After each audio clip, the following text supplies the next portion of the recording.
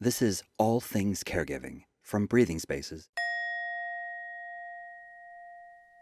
Hi, my name is Cindy Mariner, and I'm the founder of Breathing Spaces. Happy New Year, and welcome to an all new episode of All Things Caregiving. I am absolutely, as always, delighted to be here with my friend and co host and team member of Breathing Spaces, Cindy Gum. Hi, good to be here. Thanks, Cindy. We are really looking forward to the new year ahead, and it was important for us. Cindy and I have had many conversations over what subjects we'd like to cover, and New Year is always a little tricky. It can be tricky because I think that when you go through the motions of setting up your resolutions for the year, especially as a caregiver, that's a touchy place to be. And in discussing what we both have thought about, we've actually started thinking about the word hope. And what does that mean in the new year? If you can actually hang on to that thought of hope and feel that inside of you, I think that can be a lift for you as you go through this next year. We're not talking about that shiny kind of hope of I want a pretty pony, but one that lives inside of you, someone who's been through a lot, because all of you have. You've been through a lot in your caregiving journeys. So this is really designed to help you focus in on the small things that really matter in your life. Cindy, I'm going to share briefly here a story for me as Right. how I went through and still do. I still take this into my days or into my New Year's when I was caregiving. I would go over to the coast. And I understand that a lot of you aren't close enough to the coast to do this, but I encourage you to find a place that brings you a sense of hope, a sense of breathing, that open space that's really important for us. I would go over to the coast. I would put my feet down in the sand and sit there with my eyes closed and just let the wind coming off the sea, that ocean air filling me up, and just literally I could feel it coming into my body and just giving me a new grounding space. I would do this by myself, or if I went over with a friend, we'd have our own spaces. And I would just take that moment and not just a moment, but minutes, and just stand there in silence and let this positive energy fill up my body. Mm. As a caregiver, this baggage that we carry, even though you love the one that you're caring for, if you do, it's still, you're carrying so much weight up here on your shoulders. And to be in that space and allow yourself to just be, to just stop and take that air in and fill yourself up with this new feeling, allowing yourself to rejuvenate your own self because you give so much. You just give and you give and you give. And this is a time for you. So I still, to this day, even after mom has passed on New Year's, it's important for me to find that space. Some years it's been just literally going out in the backyard, but making it intentional. This is all about me right now. No one else. This is all about me. So that's what I encourage all of you to do as you're going into this new year. Take that list of resolutions and get rid of it. Because as a caregiver, you already have a long list that you're doing every day. And if you've lost your loved one, it's even more important to take that time and let yourself be filled back up. So that's my New Year, Cindy. Wow. Yeah, I think it's really important. I had so many thoughts swirling through my head as you were talking, which is what's nice about our conversation is that hopefully it'll help others reflect too on their story. It's different. All of our stories are different, but we all are engaged in the similar experience of caring for someone that very possibly was never dependent on us. I mean, a parent was not, dependent upon you when you were growing up. It was just the opposite. And that switches. And so all of a sudden your parent is dependent upon you and or others or a spouse. It's just, there's so much change and uncertainty. I was just appreciating what you said about taking that time and not feeling selfish about it.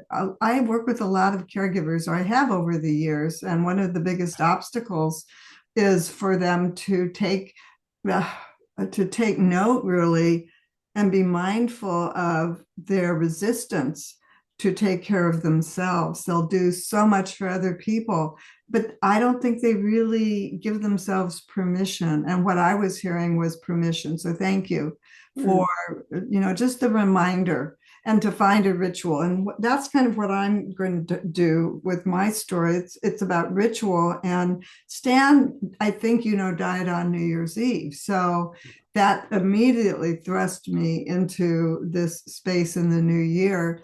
And I created a practice. He's been gone 5 years now, but I have a gratitude practice, and I start my day. I was going to show you here because I happened to bring it. And let me know. Can you see that candle on the screen here? Just lift it up a little bit more. There you go. Right? Is it there? Yeah. So I'm going to light that candle right now. And in the morning, I do this every morning when I get up.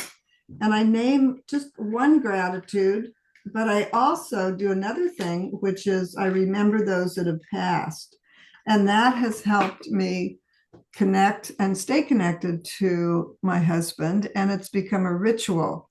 But what I want to do is emphasize the importance, again, of self-care and creating rituals instead of resolutions. So the candle ritual has helped me, and I do this every morning. So I wanted to share that with our caregivers, that if they can consider lighting a candle every morning, and whatever way they want to associate with the light.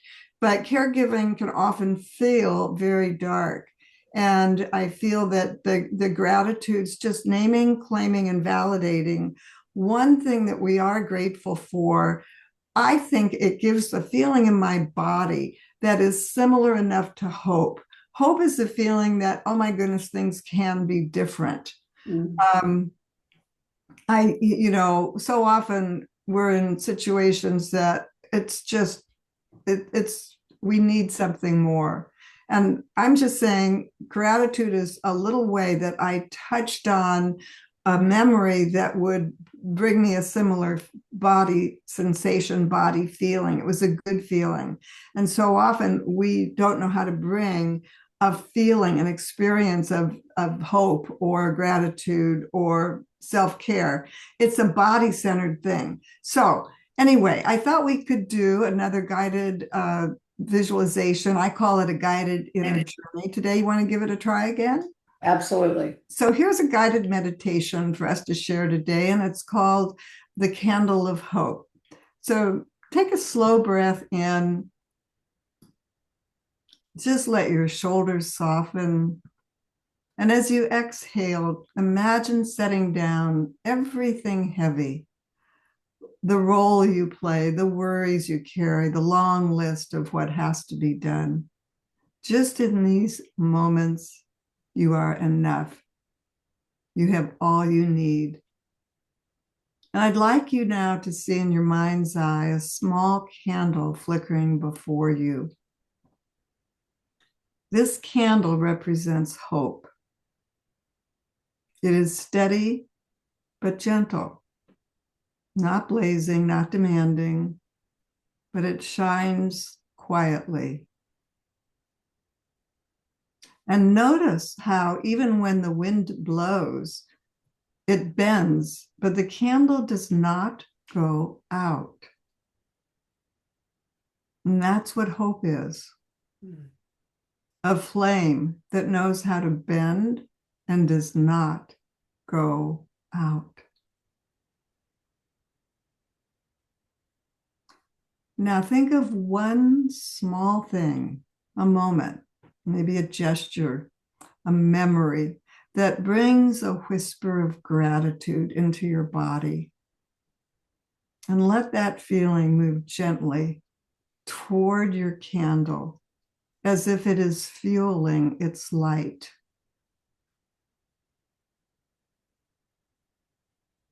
And with each breath, the glow warms your chest. It is soft, it is steady, and it feels alive. As you rest with this warmth, sense your own inner voice of hope beginning to speak to you. It might say, I am still here. It might say, I can begin again. It might be a part of something larger than you and larger than your responsibilities as a caregiver. Let it come to you. And see if you can feel this sense of love and caring in your body. Can you allow it? Will you allow it? So breathe that in. And let the light rest within you. A reminder that hope is not something to be chased. It's really something we can mindfully nurture within ourselves. We have that choice. So when you're ready, I invite you to open your eyes again and bring your attention back into this moment and see if you can carry that quiet glow back into the room with you now. How was that for you, Cindy? Did that? It was lovely. It gave me a space of, there was just this kind of blanket silence, and it just filled me up with a new energy. And it's something that I feel, Cindy, that people can, our audience here today can take into their daily lives. Don't use this as just at the New Year's to do something like this, but take this opportunity to allow your feelings, that hope to reignite within yourself. So I thought that was powerful. Thank you. There's all kinds of things that we can do if we make a commitment to our self-care.